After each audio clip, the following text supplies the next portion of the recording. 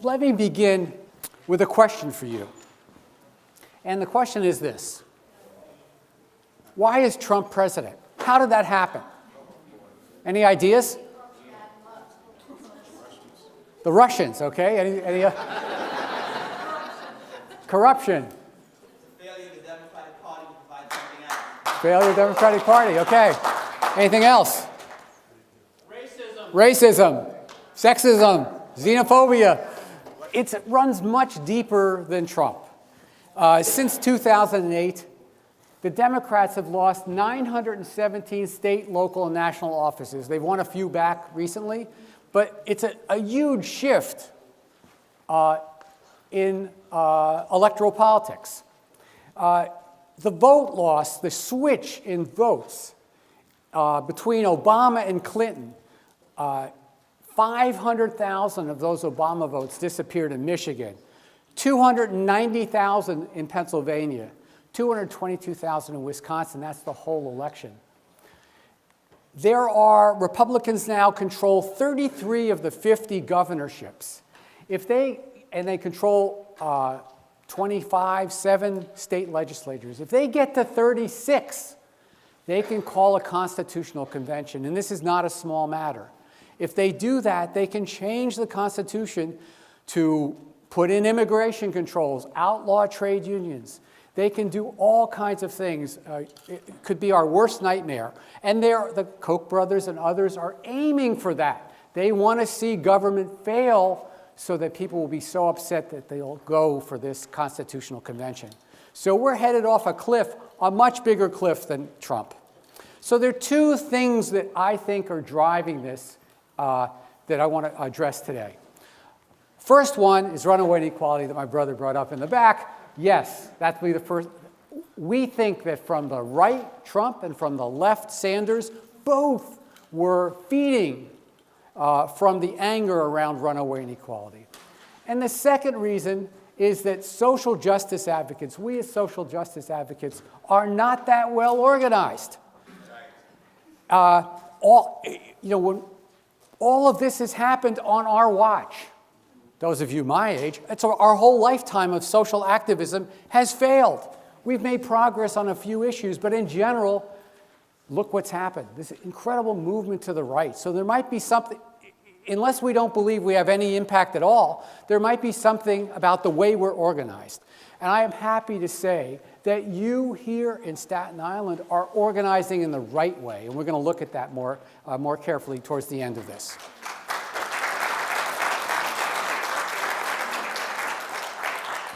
So the first question we always ask is, how big is the pay gap between the top 100 CEOs and the average worker?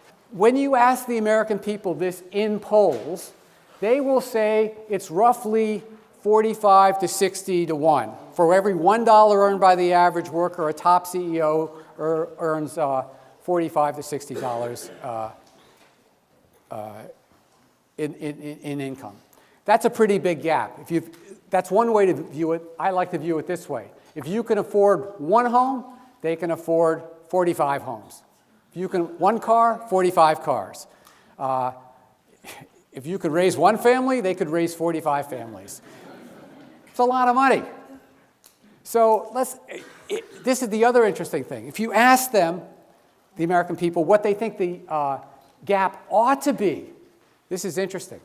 A strong Republican will say 12 to 1. A strong Democrat will say 5 to 1 for an average of 7 to 1. So they think it's 45 to 1. They want it to be 7 to 1. Let's take a look at what it really is. They were right. It was 45 to 1 in 1970. Now let's take a look at what's happened. For this decade, it's averaging about 800 to 1. Think about that. You can raise one family, maybe. They could raise 800. It's an enormous gap. Now think about what this means for the average person. If they think the gap ought to be 7 to 1, and it's really 800 to 1, you can imagine the anger that would be there once they realize this is what the world looks like. So, the first thing is to understand whether or not this is unique to the United States or happening all over the globe? Well, it's a global phenomena, but when it comes to leading the world in something, we lead the world in the gap. Nobody else comes close. Why is this happening? How do we understand this? It takes us to look at something a little bit technical. This next chart that comes up is the only one that's going to be on your final exam. So I want us to look at it very closely. We start with a red line. And if you can't see it in the back, we go from 1947 till today. And this red line is productivity. Now, productivity is an interesting measure. It measures the sum total of all our skill, our infrastructure, educational structure, worker effort, management effort, scientific effort. All that comes together to create productivity. And the way they measure it is interesting. It measures how much is produced per hour of labor. Not how much we pay labor, but how much stuff, goods and services, can the economy produce per hour of labor. We produce roughly 3 times as much per hour of labor now as we did in 1947. And the reason this is so important is productivity is the way you measure wealth of nations. This can be used to make a high standard of living for all of us. When productivity is rising, ever rising, you have enough stuff to have a very prosperous society, and one that is healthy, and one that is good to the environment. You can do all that when you have all this technical know-how, organization, infrastructure, and so on. Now, productivity and wages are supposed to be connected. And this next little line shows that from 1947 until the early 1970s, productivity and wages were directly connected. Every time productivity went up, so did real wages, after you take out inflation. So the real buying power for the average American of all shades and colors went up year by year by year. This was the post-war boom. I saw this happen in my own family, working class people whose lives got a little better year by year by year. I was in graduate school right in the early 1970s, and they taught us this was an iron law. It had to happen. The 2 lines had to rise together. Well, no sooner did I graduate, boom. They repealed the iron law. No more iron law. The 2 lines split apart. And they split apart so severely that the average working person in real buying power earns less now than they did in 1977. Now, that is some gap. And that's the gap we have to understand. We understand that, we're going to understand what's happening in our society and why so many of the issues that we all care so deeply about are connected. They're not separate. They're not accidental. By the way, close your eyes for a second and think about your paycheck. If the 2 lines stayed together, your paycheck would be double what it is today. Double. Or you could work half the number of hours. Now, open your eyes now. I don't want you to fall asleep. The average weekly wage and real buying power would be double what it is today. Or you could work half the hours for the same amount of pay. That's the standard of living that we're not getting, that we were getting. What happened? That's the mystery that we have to solve. Okay, so if you look at the newspapers and the TV, they will tell us that every day there's an article about technology, that robots are coming in, that computers are coming in, and that's why wages have stalled. Because unless you're in the high-tech industry, you just don't have the skills anymore to get good pay. Well, there was an excellent study done by the International Labor Organization to try to figure out why that wage gap actually exists. And they said, yes, technology is part of the problem. 10% of the problem. We're also told that globalization is another reason wages are low, because now we're competing against low-wage labor all over the world, and that was a new phenomena. And this ILO, International Labor Organization study, said, yep, that's a problem too. About 20% of the problem has to do with globalization.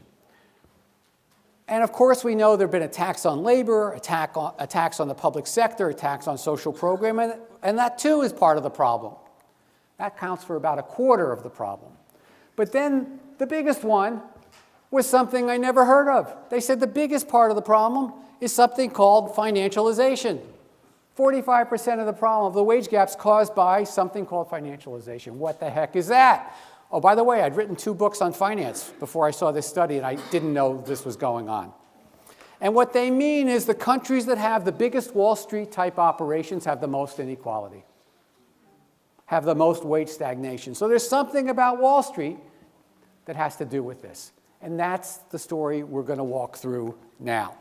Okay, so the first thing we look at is Wall Street wages. And they've done quite nicely. They've risen along with productivity, even faster than productivity. Those are wages on Wall Street. Here, wages in the rest of the economy. My goodness, they went flat. And if you compare the 2 charts, there's the productivity wages on the right, there's Wall Street, non-Wall Street on the left. They look the same. So there's something about the money going to Wall Street. Somehow money that used to go to us goes to Wall Street. How did that happen? How does so much wealth end up on Wall Street and with the CEOs? Okay, let me take you on a ride. The first piece of the ride is something called the Better Business Climate Model. This was, in the 1970s, the economy was looked like it was falling apart. The Vietnam War created inflation. Then you had unemployment when they tried to deal with inflation. Then you had 2 Arab oil boycotts that quadrupled the price of oil and then doubled it again. And you had unemployment and inflation going on at the same time. Politicians were hungry for a new philosophy to deal with this, new policies, and they got one from a group of economists that had been around for a while, led by Milton Friedman, University of Chicago. And academics call this neoliberalism. We call it the better business climate because the word liberal confuses things. And it's a philosophy of the economy that both political parties bought in the 1970s, and for the most part, both political parties still buy it. Very simple philosophy. You cut taxes on the wealthy, in general, but mostly on the wealthy because they'll invest it. You cut regulations, and unions are the biggest regulations, so you want to cut them.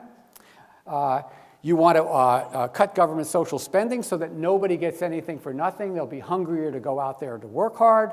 And you want to privatize as much government as possible because the private sector is more efficient than the public sector. You do all this so that profits and investment will rise, and then all boats will rise. This sounds, when you listen to politicians, they more or less say this in some form or another. You can see ads from Cuomo, New York State ad, come to New York, we'll cut your taxes, we'll create a better business climate for you, and so on. Now, we call this trickle-down economics, et cetera, but that's not the point of this. The point of this is that little cut in regulations when they did it in the 1970s, nobody had any idea what the impact of this would be on Wall Street. You see, up till that point, we had our foot on the neck of Wall Street, all the way from 1933 until the late 1970s. They couldn't do anything without government supervision. And so Wall Street was a quiet, sleepy place. You didn't make that much more money there than you did working anywhere else. Once we took our foot off their neck and got into this deregulation philosophy, all hell broke loose. And nobody was watching, except Wall Street knew what it was doing, and here's what they did. There had always been a group of people around who were looking to figure out how they could kind of game the system. And back then, we called them corporate raiders. They would buy up companies and then try to sell them again and make a profit from doing that.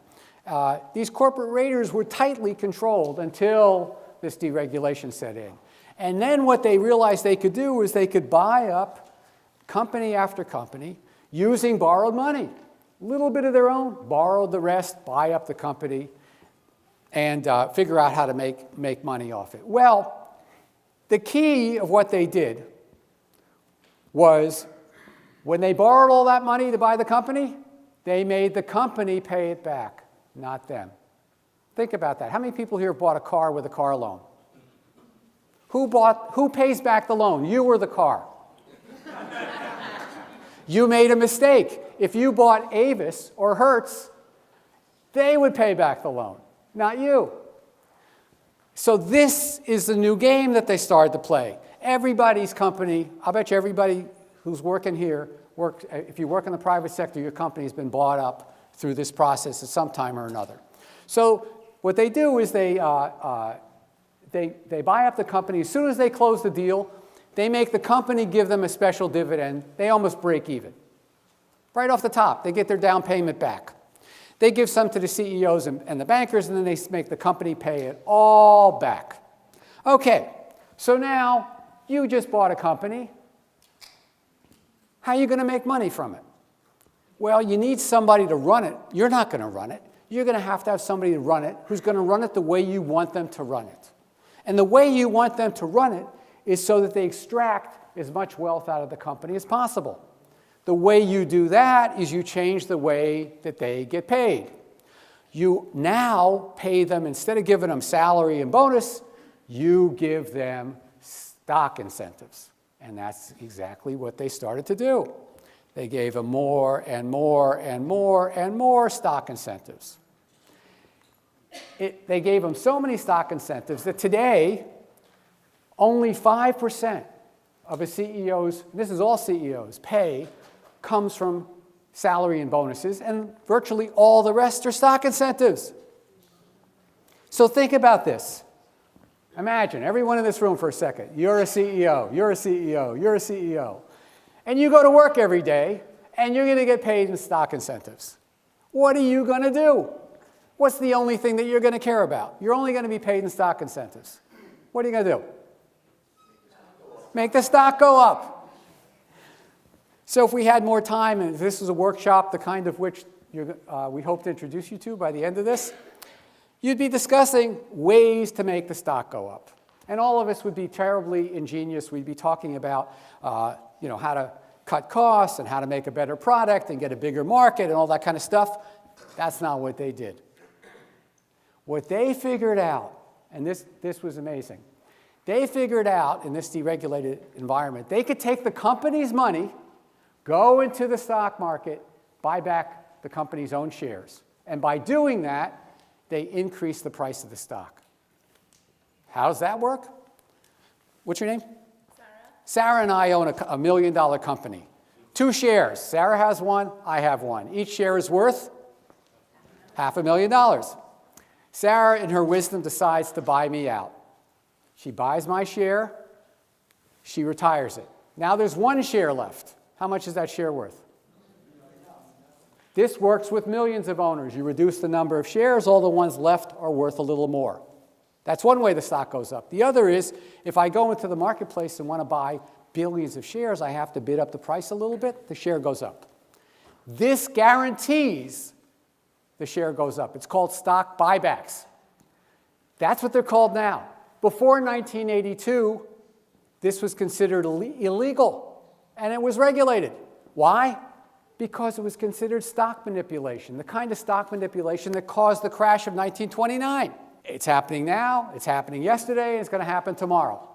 What companies, if you're a CEO and you're paid with stock incentives, what you're going to do is take as much money as you can out of the company, go into the marketplace, buy up more shares, and drive up the price of the stock, which is the way you get paid and which is the way the corporate raider gets paid.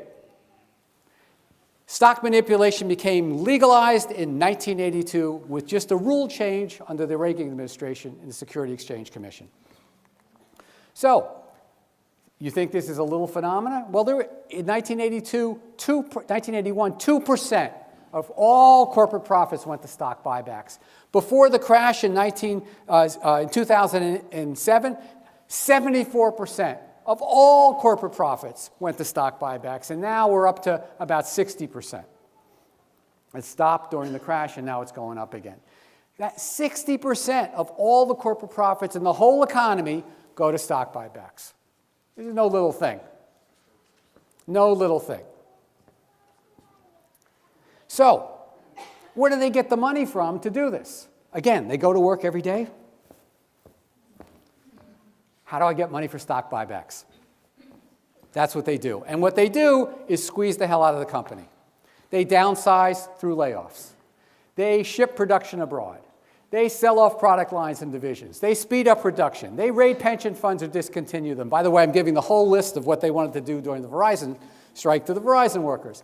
Cut wages and benefits, and the whole philosophy of corporate America changes from retain and reinvest to downsize and distribute. We call this financial strip mining. Not financialization, that's kind of a weird word. Financial strip mining. They're stripping the wealth out of the company and putting it in their own pockets. And the outcome of all this is that's why average wages stagnate. That's why financial and CEO income skyrocket.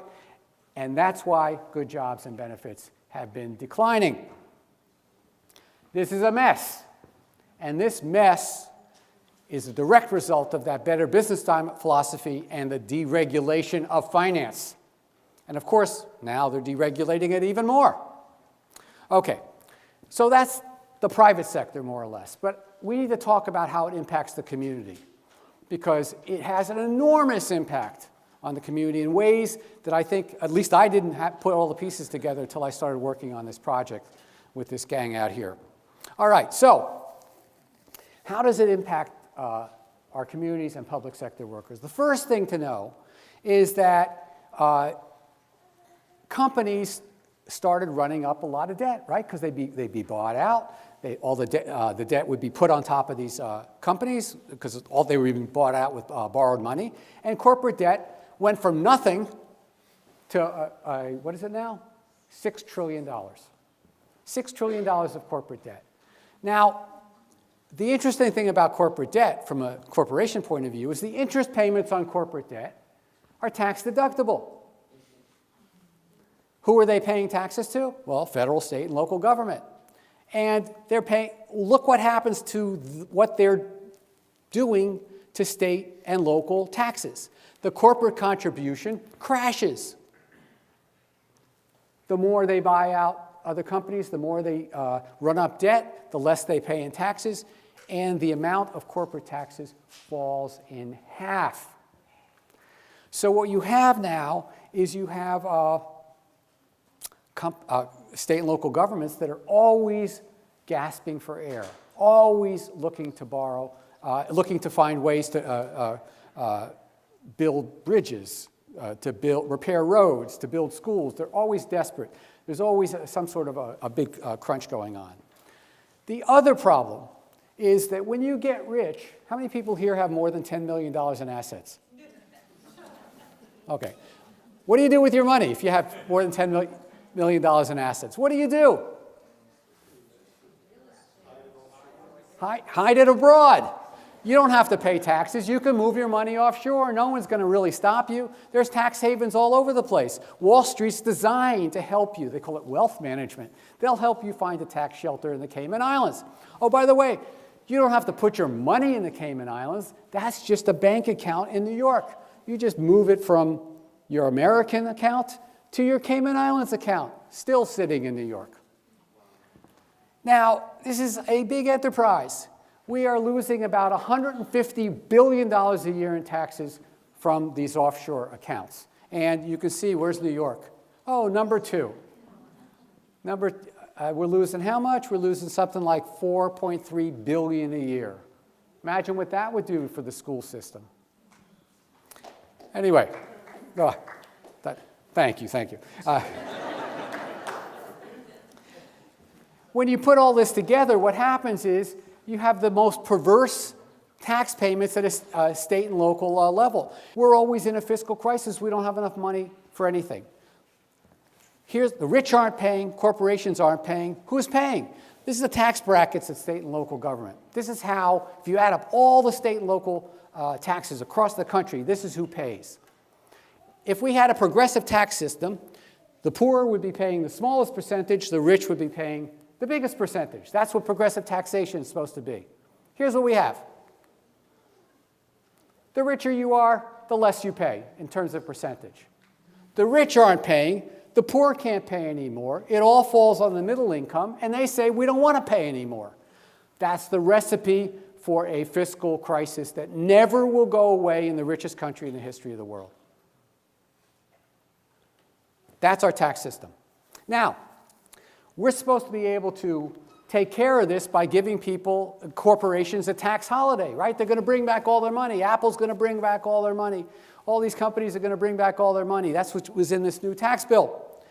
Well, we have an idea what they're going to do with their money. What do you think they're going to do with their money when they bring it back? Yes. An MIT Harvard study looked at the tax holiday we gave in 2004, where $200 billion actually was brought back. And what was supposed to happen, they were going to hire more workers, invest in the U.S., fund R&D, and what they did instead was, for every dollar that came back, 60 to 92 cents went to increase corporate salaries and stock buybacks. That's where the money's going to go. Now, to keep this whole system together, they've got to be politically aware. They've got to invest politically. So let's take a look at the investment. This is the 2016 elections. Let's see how much money was put up by different groups. Here's what Labor put up. 57 million, that's a lot of money. Single issues like environment, women's rights, and so on, they put up 88 million. Here's what corporations and finance put up. Almost 400 million. So is it a wonder that the rules are getting written so that they can do more stock buybacks, they can have more tax cuts, and more of the tax burden is going to fall on us. Now, this perpetual fiscal crisis is very interesting. We still need somehow to finance our roads, our bridges, building schools, and so on. We still have to do it. So how do we do it? Well, an interesting study was done in the city of Los Angeles. And lo and behold, where do you think they get their money to maintain their streets and roads? Where do you think they get it from? They borrow it from Wall Street. They have to go back to the loan shark that caused the problem to begin with. So they go to Wall Street and they have to pay principal and interest, and they have to pay vigorish up front, points up front, in addition to interest and principal. The fees that they pay in 1 year, in 2014, in Los Angeles alone was $334 million, which was twice as big as what they spent on all their roads. And this is happening all over the country. Our state and local governments are being strip mined by Wall Street. This is financial strip mining at work. Now, enough with the economics. Now let's deal with the social consequences of this. This is not just the change of the economy. It's changed our heads. It's changed the way we think about what's right and wrong and what we should do. So, for example, it is understood today that if you want an education, you're supposed to go into debt. This only started to change when Bernie Sanders brought this up in the 2016 election. I don't want to take too much credit for it, but he stole that position entirely from me. When I was growing up, if you wanted to go to a public university and you had a summer job, any state school you could cover tuition. If you were lucky enough to live in New York or California, it was tuition free. That was in the 1960s, all the way into the 1970s. Tuition free. Northern Europe, tuition free. Now, $20,000, $30,000, $50,000, $100,000 in debt. And by the way, people of color, students who are people of color, have the highest debt. This is viewed as normal. Today, if you are poor or jobless, it's on you. It's your fault. You know, there used to be a talk about, poverty was a result of a structure of the economy, and we needed a war on poverty. We had to change the structure. Unemployment was not the fault of the unemployed worker. It meant there weren't enough jobs, and we need to create those jobs. That's out the window now. Now it's your fault if you don't have a job. This is an interesting one. If you're a public sector worker now, by definition, you are less valuable than a private sector worker because you don't make a profit. You live off of other people's taxes. This is an absolute reversal from the 1960s. Anybody here remember the movie The Graduate? Do you remember one of the punchlines in it? Plastics. It was a joke to think that all your life was aimed towards working in the plastics industry. Instead, public sector work was a higher calling. This is what the Kennedys were asking us, to serve our country. Working in the public sector, working in schools, social work, even working in the post office. These were viewed as good, positive jobs. Look at the way it's changed now. And finally, if you do want a poverty program, we have one for you. It's called jail. Let me show you how all this fits together. Here's a little data for you. Here's student loans.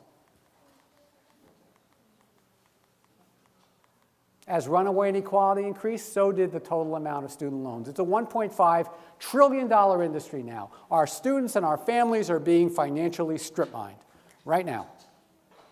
Now, another indication, I'm giving you some data here, is one way to measure how good our social safety net is how much child poverty do we have. So let's look at a comparison of countries around the world. The country with the most children living in relative poverty is Romania. Who's number 2? Us. Here's the rest of the world. The countries at the top, they're the ones with the least inequality. Lower inequality, lower children living in poverty. Now, let's take a look at youth unemployment today. You would think this is something we want to do about it. Right now, these are high school graduates who are either unemployed or underemployed. Underemployed means they have a part-time job and they want a full-time job. About 50% of African American youth are in this category. Latino, 36%. Anglo, almost 34%. That's pretty much a universal problem. You would think we'd want to do something about this. You would think we would have programs that were job creation for youth, high school graduates, the kids that did what we asked them to do. Stay in school, get a job. You think we'd be working on that. Here's what we've done instead. We don't have any programs for them.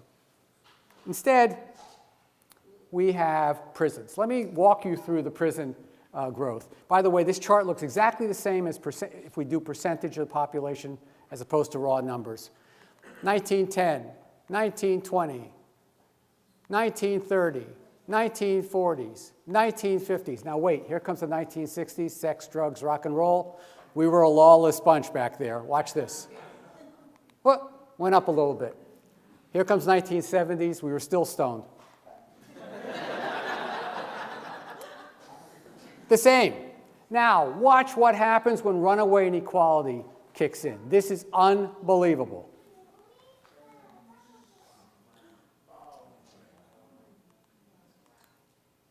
We have the most prisoners in the entire world, more than China, Russia, a higher percentage than Cuba, than North Korea. We lead the world in prisoners because this is where we've warehoused our young people. The average wage of someone going into prison is like $20,000 a year.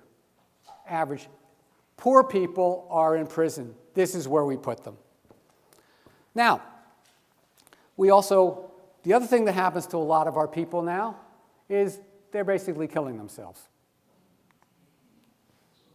That's the opioid drug deaths since runaway inequality hit. Now, we all know that racism is an enormous problem in this country and that it's connected to runaway inequality. But let me show you the other side of the connection, how runaway inequality leads to racial difficulties. If you recall, Michael Brown in Ferguson, Missouri, was killed by the police. What was going on in Ferguson, Missouri? There's an incredible Justice Department report that looked at the 25 communities around St. Louis about how they were raising their money. They all raised some of their money from fines and forfeitures. What's that? You stop people on the street, you give them a ticket for something or another, you get them in the court system, they have to pay fees, or they have to pay for because a light was out, or they jaywalked, and all these towns collect some money for that. Here's Ferguson, Missouri. From 2004 till roughly a little after the crash, about 7-8% of their revenues came from fines and forfeitures. But corporations weren't paying, the wealthy weren't paying, there was a crisis going on, so they went to their police and said, go out there and raise more money. Stop more people on the street and get them in the criminal justice system. That's what they told them to do. In 25 counties around St. Louis, they did the same. We think this is going on in thousands of counties. We don't really know what happened with Michael Brown, but we do know the police were trying to stop more people. Something happened there. He ends up dead. There's a connection here. When you turn your police into revenue generators and asking them for more confrontations on the street, something bad's going to happen. And you know what? It's going to happen to the people who are the poorest, usually. All right, that's the sad part of this story and the bad part of this story. Let's try to end on an uplifting note, if I can. We got to do something about this. What do we do to stop the financial strip mining? By the way, there are two words I want to put into the American lexicon. One is runaway inequality. That's two words right there. The second one is financial strip mining. That's two more words. Runaway inequality, financial strip mining. Those two phrases we need to make sense of our world. So there's two takeaways from this talk. The first one is runaway inequality will not cure itself. There is no magic pendulum out there that's going to swing back and forth and, oh, don't worry, this tax cut's going to make things fair, or the next person that gets in is going to make things fair. Runaway inequality is built into the system now. If that is true, and I think that's absolutely true, if that is true, that leads us to a second takeaway. It's going to take a massive popular movement to counter runaway inequality. And this movement is so massive that we have no experience yet in our lifetimes for what that looks like. We have to go back a long way to see a movement strong enough to make this kind of change. And let me take you there for a second. Here's what we have instead. We have, before I take you there, let me show you what we do have. We have a lot of struggles going on. Here's the CWA, Verizon workers on strike. Yeah.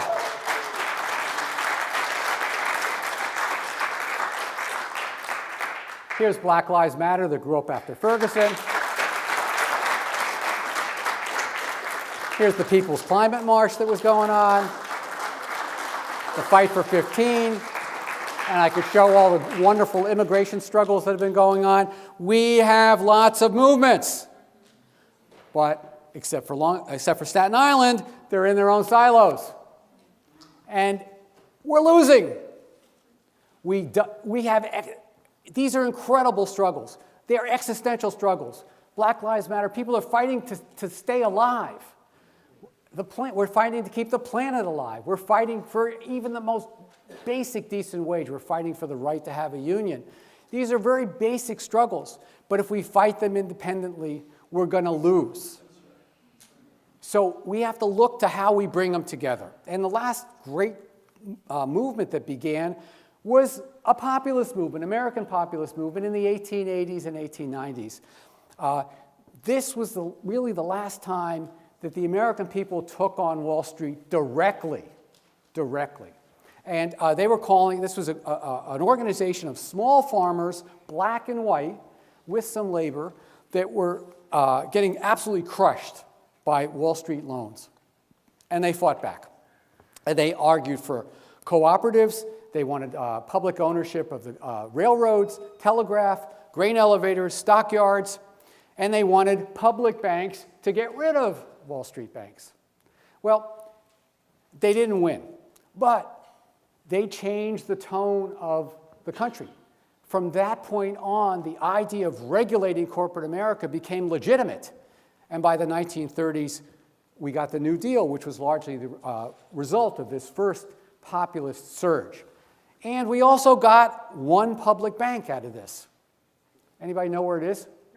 North Dakota. And it, yes, and we're going to be fighting for one just across the channel here in New Jersey. That public bank is the most profitable bank in terms of percentage in the country. Most profitable bank. So, and it's a public bank. It does things like, for every $100,000 it loans out, it demands that one new job be created in the state of North Dakota. And it's interesting, when I bring this up, someone, in more conservative groups, they'll say, well, wait a second, it was the oil shale. That's why they have such low unemployment there. They did. During the oil shale boom, they had the lowest rate of unemployment in the country, 2.8% or something. Well, now it's an oil bust. North Dakota still has the lowest unemployment rate in the country, largely because of its public bank. So it's a public bank. You can call up and get the salaries. So I called them up. This is what they look like. These are the top 6 officers. So I said, what's your entry-level person get there? They said $35,000 a year.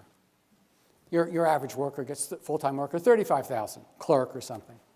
So quickly, I take out my trusty calculator. I do the math. What's the ratio between the top CEO and the average worker? 7 to 1. Exactly what the American people think is fair and just. They got there all on their own. You don't have to pay the top CEO of the most profitable bank in the country $30 million a year. And they interviewed him, and they said, well, why didn't you lose money during the crash when all these other banks were about to go under? He said, oh, yeah, they came to us, and they wanted to sell us all these CDOs and derivatives and all that, and we had no idea what they were talking about, so we didn't buy any.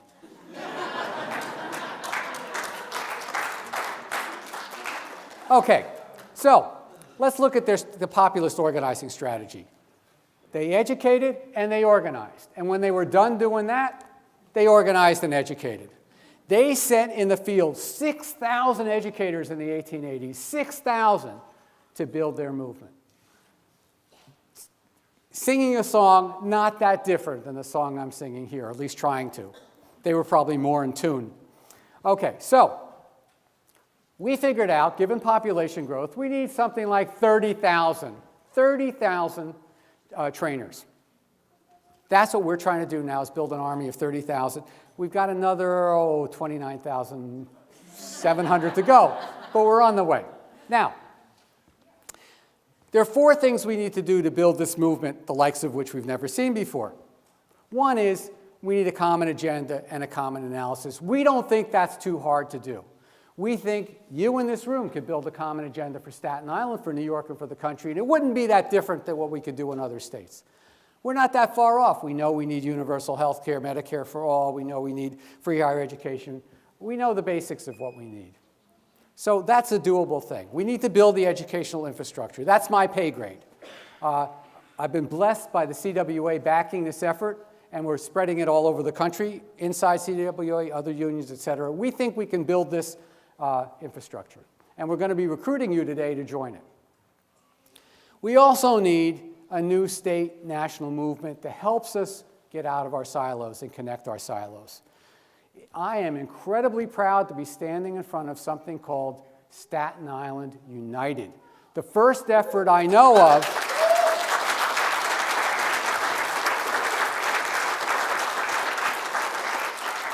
to build this model.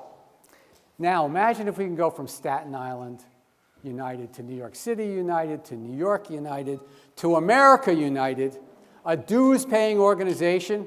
I think we could have millions of people would be willing to put up $25 or $50 a year to join that kind of organization. That's how we build the movement that will change this country. Unfortunately, over my pay grade. Steve here? Steve's going to be part of building this. You got to represent something. I represent 5 people at the Labor Institute in New York. I don't qualify as someone who can bring people to the movement. But I think discussions have to start soon about how we build this. But here's the final thing. The final thing is the make or break thing. It's in our heads. We have to believe that we can be movement builders. You know, I talk about this, and people go, oh, sure, yeah, right, yeah, tomorrow. He's out of his mind. We can't do this. We can only do it. I am out of my mind if you don't think we can do it. There needs to be an attitude change. In our heads, we have to believe that we're movement builders no matter what silo we're in. Whether we're in Black Lives Matter or CWA 1102, it doesn't matter where we are. Everybody's got to be a movement builder who's part of this, who wants to dramatically change this country. So getting inside of ourselves and recognizing wherever we go, we need to build this movement. That is the key. And that's what's been happening with our trainers and the people they train. I think that's what's starting to happen here in Staten Island. So that is key. So usually what happens when I get to the end, and I'm getting to the end here, you'll be happy to know, is I ask for people to join the Army of Educators. And I go, how many people want to be runaway inequality educators? Raise your hand. All right, that's what usually happens. Yeah, good, great. And normally I just walk out. I go, thank you very much. Join the effort. Good luck. I leave it to Steve and others to recruit everybody. Well, I did that before. I did that all over the country before Trump was elected. After Trump was elected, I said, that's not enough.